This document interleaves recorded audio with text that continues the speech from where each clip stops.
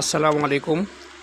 আমি প্রতিদিন ফজরের নামাজ পড়তে যাই এই রাস্তা দিয়ে, আর প্রায় এই রাস্তা দিয়েই আসি বাড়ি। আজকে এই রাস্তা দিয়েই বাড়ি ফিরলাম। নিউ ফারাক্কার যে মোড়ে জুমা মসজিদ রয়েছে সেখান থেকে নামাজ পড়ে আমি বাড়ি ফিরছি। খানিকক্ষণ পরে আমি বাড়ি পৌঁছে যাব।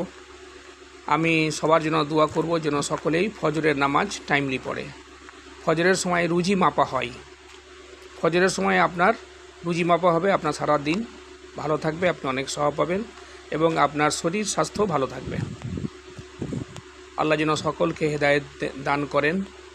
ফজরের নামাজের অনেক গুরুত্ব রয়েছে, আমার পরবর্তী ভিডিও দেখতে পাবেন। পারলে যদি চান আব্দুল গাফফার স্যার ইউটিউবে সাবস্ক্রাইব করে নেবেন, আমার অনেক আপডেট দেখতে পাবেন।